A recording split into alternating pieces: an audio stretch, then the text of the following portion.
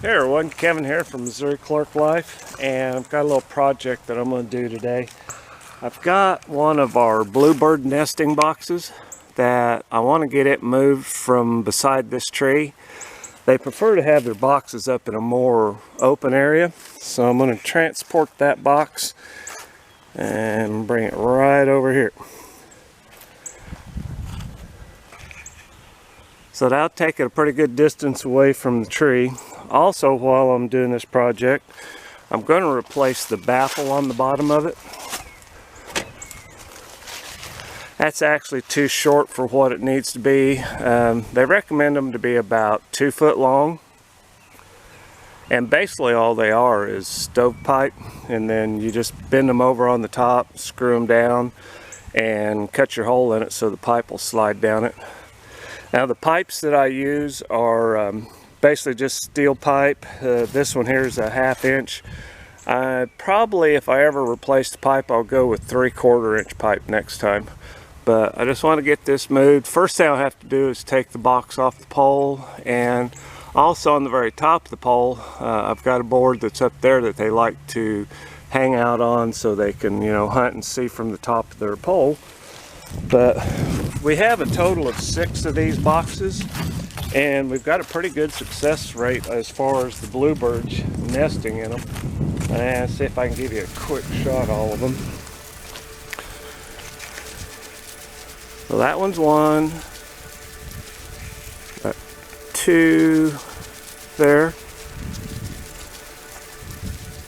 This one's 3, and then 4 and 5's down that way. And number 6 is off that way. They also like you to have them spaced, as far apart as you can. So I've got them as far as I can for the amount of room we got. But the baffle on the other one just way too short, and I'm going to replace it with one this size. Basically it's just a 2 foot section, and it's maybe a little over 2 foot section of stovepipe, and all that does is it helps get that there. All that does is help keep the snakes from climbing and getting up to the boxes. Also helps keep the coons and possums and all that. So I'm going to get the old box, get it down. I'll check all these boxes, make sure they don't have any old nesting material from last year, because it's almost time. This is middle of February, and we've already got the bluebirds starting to come around checking the boxes out. So catch back with me later, and we'll see how this project gets done over here, and see if I can get my pole out of the ground. That's the hard part, is trying to get the pole out. So please feel to subscribe and share this video, and subscribe to my channel, and we'll catch you here in a few after I get this thing moved. Talk to you later.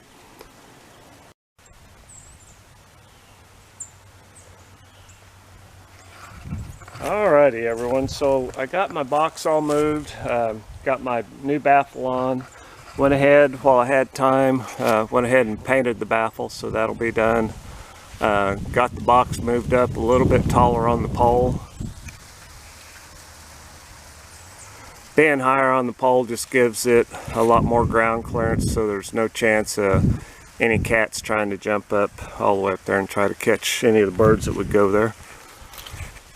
Also, on all of our bluebird boxes, we put this metal flashing over the entry hole, and that basically protects that hole from woodpeckers trying to chisel it out. You get the bigger woodpeckers on there, and they'll chisel that hole out, and then they try to take the box over, so the bigger woodpeckers can't get in there with that metal flashing like that. Also, if you're going to do very many of these boxes, I recommend getting you one of these post drivers. Man, this thing makes it a whole lot easier driving these posts in the ground. Well, they're not posts, they're actually pipe. They're 10-foot sections of pipe, and that gives me a good solid 2 foot that I can drive into the ground, and that gives me 8 foot above ground to be able to mount my box and baffle. Again, the baffle is just to deter any kind of climbing animals to get up there. Snakes can't get past it either, so that's all good and secured. Keeps everything away from the nest. Also, at the bottom of these poles, when I'm done, I'll go ahead and I'll get some heavy grease to put all the way around them, probably about a foot up, a good layer of grease that keeps the ants and crawling bugs from getting in them. And then the very top of this pole, I'll go ahead, since they're hollow, I'm going to fill that in with caulking so there won't be anything to be able to come up through it. So anyway, hope everyone got a kick out of this. Summer's just right around the corner, man. I'm definitely ready for it. I'm not a winter person whatsoever.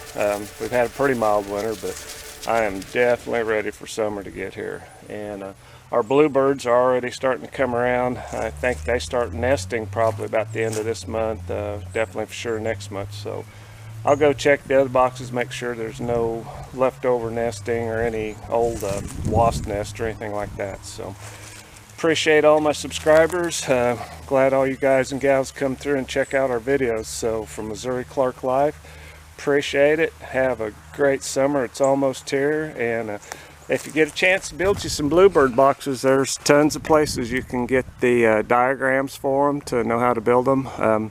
I recommend putting them on posts with baffles and not hanging them on fences or trees, because if you do that, then stuff can climb right to them and get them.